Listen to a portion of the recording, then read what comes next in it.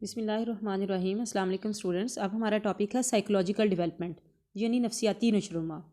فرد کے کردار اور شخصیت میں جو ہے وہ وقت کے ساتھ ساتھ تبدیلیاں رونما ہوتی رہتی ہیں، اسے نفسیاتی نشوونما کہا جاتا ہے۔ انسان میں جذبات و احساسات پائے جاتے ہیں، وہ کبھی بھی جامد نہیں ہوتا، یعنی ایک جگہ پہ سٹک نہیں ہوتا۔ احساس و جذبات و احساسات انسان کے بدلتے رہتے ہیں، اس کے ذہن میں، اس کی کردار میں تبدیلیاں آتی رہتی ہیں، اس کی سوچ میں جو ہے وہ بدلاؤ آتا رہتا ہے وقت کے ساتھ ساتھ۔ جیسے انسان کا علم و دانش، ذاتی تجربات، اس کی خصوصیات جو ہیں اور رجحانات جو ہیں وہ وقت کے ساتھ ساتھ بدلتے رہتے ہیں، اور انسان اپنی ذات کے بارے میں جو ہے کوئی واضح تصور قائم کر لیتا ہے۔ فرد کی وہ سرگرمیاں جو وقت کے ساتھ ساتھ بڑھتی ہیں، یعنی وہ ایکٹیویٹیز جو وقت کے ساتھ ساتھ اس کی بڑھ جاتی ہیں، وہ نفسیاتی نشوونما کی پھر تشکیل کرتی ہیں۔ نفسیاتی نشوونما کی بدولت ہی یہ احساس پیدا ہوتا ہے کہ کوئی شخص کیا ہے، اس کی قابلیتیں کیا ہیں، اس کی خواہشیں کیا ہیں، اس کی ویلیوز کیا ہیں، کون سے عوامل اس پر اثر انداز ہو کر خصوصی رویہ اس کے اندر پیدا کرتے ہیں۔ اور فرد کی نفسیاتی نشوونما کے ساتھ ہی اس کا نصب العین بھی جڑا ہوا ہوتا ہے کہ وہ کیا بننا چاہتا ہے، کیا کرنا چاہتا ہے اور کیا اس کے اندر صلاحیتیں ہیں۔ نفسیاتی نشوونما میں مختلف امور کا مطالعہ کیا جاتا ہے کہ فرد اپنا اور دوسروں کے کردار کی تفہیم کا کیسے کرتا ہے، یعنی دوسروں کو اور اپنے بیہیویئر کو سمجھتا کیسے ہے، کیسے تشریح کرتا ہے ان کی، اس کا تصور ذات کیسے پیدا ہوتا ہے، دوسروں کے بارے میں اس کے رویے کیسے بدلتے ہیں، اخلاق، تعاون، ہمدردی، حسد، نفرت اور دیگر جو شخصی اوصاف ہیں وہ کیسے پیدا ہوتے ہیں۔ سب سے پہلے فہم و فراست۔ نفسیاتی نشوونما کی بدولت فرد میں فہم و فراست پیدا ہوتی ہے۔ فہم و فراست کا مطلب ہے انڈرسٹینڈنگ، کسی چیز کا شعور آنا، عقل اس کے بارے میں آنا، وہ اپنے جذبات اور احساسات کو سمجھنے کے قابل ہو جاتا ہے۔ فرد یہ بھی جان لیتا ہے کہ اس کے جو بلیوز ہیں ان کی نوعیت کیا ہے، اس کے اعتقادات کی نوعیت کیا ہے، جذبات اور احساسات اور اعتقادات کا صحیح اور غلط کا تصور اس کے اندر پیدا ہوتا ہے۔ اور نفسیاتی نشوونما سے ہی فرد میں جو ہے وہ ایبسٹریکٹ کانسیپٹ جو ہے وہ سمجھنے میں آسانی پیدا ہوتی ہے۔ ایبسٹریکٹ کانسیپٹ وہ ہوتے ہیں جن کو ہم ٹچ نہیں کر سکتے، جن کو ہم چھو نہیں سکتے، جیسے خوبصورتی ہے، جیسے ایمانداری ہے، ذہانت ہے، سچ بولنا، یہ ساری چیزیں ہیں جو وہ سمجھنی شروع کر دیتا ہے۔ اس کے بعد ہے تصور ذات۔ تصور ذات بھی نفسیاتی نشوونما کی بدولت پیدا ہوتا ہے۔ اپنی ذات کے بارے میں ہمارا تصورات کیا ہے، ہمارا ادراک کیا ہے، ہم خود کو کیا سمجھتے ہیں، سیلف امیج کیا ہے، ایسے تصورات، احساسات اور رویہ جات جو ذات سے متعلق ہوں، کسی شخص سے اپنی ذات سے متعلق ہوں، وہ تصور ذات کہلاتے ہیں۔ فرد اپنے تصور ذات کے تحت ہی اپنی شخصیت، ذہانت اور سماجی حیثیت کو بیان کرتا ہے۔ دیکھیں، اگر کسی کو لگتا ہے کہ اس کا تصور ذات بڑا سٹرونگ ہے تو اس کے اپنے بارے میں رائے بھی بڑی سٹرونگ ہوگی۔ جو لوگوں کا تصور ذات اپنے بارے میں کمزور ہوتا ہے وہ خود کو بیچارہ اور اس طرح سے یہی سمجھتے رہتے ہیں کہ ہمارے اندر تو کوئی چیز ہی نہیں ہے۔ نفسیاتی نشوونما میں ہی انسان میں وقوف پیدا ہوتا ہے، وہ چیزوں کے بارے میں جانتا ہے، اور بصیرت جو ہوتی ہے نا، عقل، وہ بڑی اہمیت رکھتی ہے۔ عقل و استدلال سے وہ اپنے خیالات، رویے کو جانتا ہے اور صحیح رویہ اپنانے کی کوشش کرتا ہے اور اپنے عقائد و افکار میں جو ہے وہ تبدیلی لاتا ہے۔ ہر شخص مختلف ماحول میں اور مختلف صورتحال میں مطابقت اختیار کرنے کے لیے مختلف طریقے اپناتا ہے۔ ہر شخص ایک سچویشن میں ایک جیسا بیہیویئر نہیں کرتا، ہر شخص ایک جیسی سچویشن میں مختلف بیہیویئر کرتا ہے۔ فرد ماحول کے مطابق جو کردار اپناتا ہے اس کا تجزیہ بھی کرتا ہے، لوگوں کے رویے اور سلوک کا بھی جائزہ لیتا ہے کہ اس نے کیا کیا، لوگوں کا رسپانس کیا تھا، لوگوں نے کیسے اس کے ساتھ بیہیو کیا، اپنے گھر والوں، والدین، ہمجولی اور سب کے بارے میں جو ہے نا وہ پھر خیال بناتا ہے۔ توقیر ذات ہے پھر تصور ذات کی طرح توقیر ذات بھی جو ہوتی ہے، یعنی سیلف اسٹیم جو ہوتی ہے، وہ بھی نفسیاتی نشوونما کا حصہ ہے۔ اپنی ذات کی قدر و قیمت کا جائزہ جب ہم جذباتی طور پر لیتے ہیں تو وہ توقیر ذات کہتے ہیں، یعنی اسے سادہ الفاظ میں عزت نفس کہا جاتا ہے۔ اس میں جذبات، تاثرات اور احساسات غالب ہوتے ہیں کہ انسان اپنے بارے میں کیا جذبات رکھتا ہے، اس کے کیا تاثرات ہیں۔ دیکھیں، اگر آپ کسی کو انسلٹ کر دیں تو وہ کہیں کہ بس عزت ہی ایک چیز ہوتی ہے، جب عزت ہی نہیں تو ہم نے باقی کیا کرنا۔ کچھ لوگ اپنی سیلف اسٹیم کے بارے میں، سیلف رسپیکٹ کے بارے میں بہت کانشیس ہوتے ہیں، اور کچھ لوگ جو ہوتے ہیں وہ کہتے ہیں اچھا چلو کوئی نہیں، اگر کہہ دیا تو پھر کیا فرق پڑتا ہے۔ تو یہ ڈیفرنٹ جو ہے وہ بنتا ہے تصور ذات ہر شخص کے بارے میں۔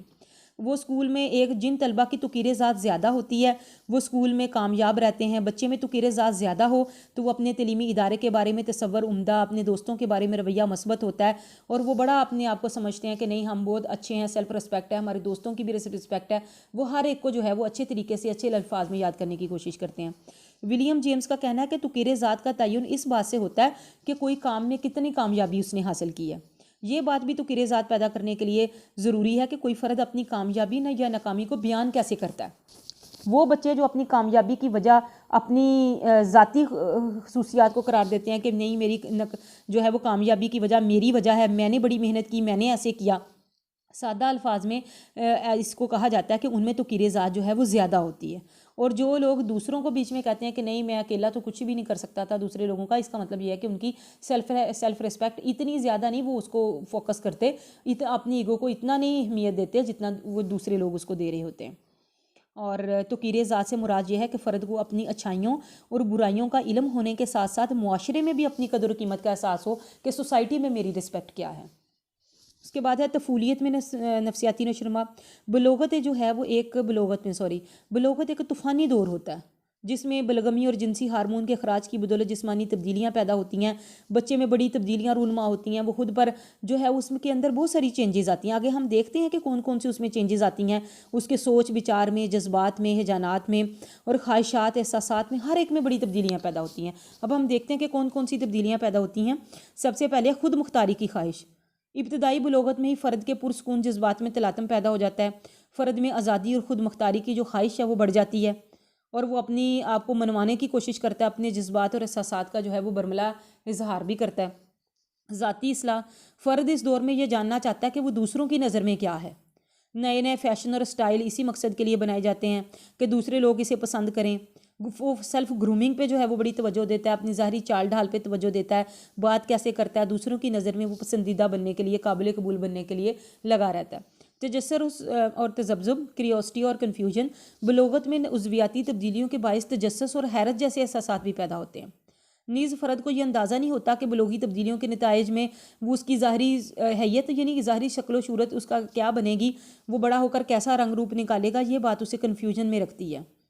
پھر ہے میریٹل اٹریکشن، مادی اشیاء کی رغبت، میٹیریل اٹریکشن۔ اس دور میں روپے، پیسے اور مادی مراد یعنی جو خواہشات ہیں انسان کو وہ حاصل کرنے کی بڑی خواہش ہوتی ہے۔ والدین کی حیثیت، رتبے اور منصب کے بارے میں شعور اجاگر ہوتا ہے، اور والدین کی جو نمایاں حیثیت اور اعلیٰ رتبہ انسان میں جو ہے وہ بڑی تسکین پیدا کرتا ہے۔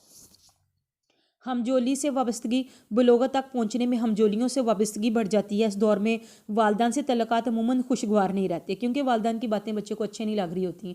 پیرنٹس جس بات سے منع کریں بچے کو لگ رہا ہوتا ہے لو امی تو ایویں کہہ رہی ہیں، ابو تو بس ایسے ہی کہتے رہتے ہیں، اس طرح کی چیزیں ان کو لگتی ہیں۔ ان کو لگتا ہے کہ وہ جو کر رہے ہیں وہ ٹھیک ہے، جو ان کے فرینڈس کہہ رہے ہیں وہ ٹھیک ہے، باقی ساری دنیا ان کو غلط لگتی ہے۔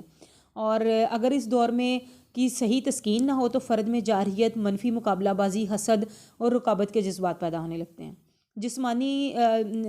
جوانی اور نفسیاتی نشوونما جو ہوتی ہے، اس میں فرد اپنی خواہشوں، آرزوؤں، تمناؤں اور خواہشات کو حاصل کرنا چاہتا ہے۔ وہ جو کہتا ہے میں جو سوچوں وہ مجھے مل جائے۔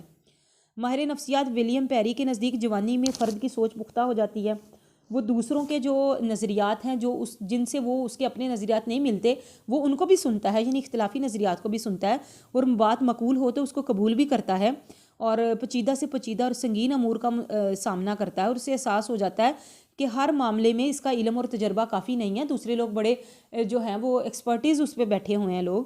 جوانی میں بے لوث محبت اور دوستی اور رفاقت جو ہے اس کی بدلتی ہے، وہ جیسے اگر وہ شادی شدہ ہے تو اپنی بیوی کے ساتھ، بچوں کے ساتھ وہ پھر اپنی جو چیزیں ہیں وہ ان کے ساتھ بانٹنے کی کوشش کرتا ہے۔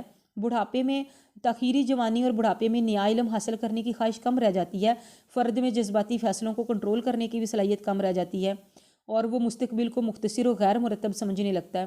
اگر وہ اپنی کامیابیوں اور ناکامیوں کا جائزہ لیتا ہے، اگر تو اس نے زندگی میں زیادہ کامیابیاں حاصل کی ہوں تو وہ بڑا خوش ہوتا ہے کہ اس نے زندگی میں اچھا کمایا، بچوں کو اچھا کیا اور بچے بھی صحیح جگہ پہ سیٹل ہو گئے، لیکن اگر وہ اپنے مقاصد کے حصول میں ناکام رہا تو پھر پچھتاوا اور مایوسی جو ہے وہ اس کے اندر پیدا ہو جاتی ہے۔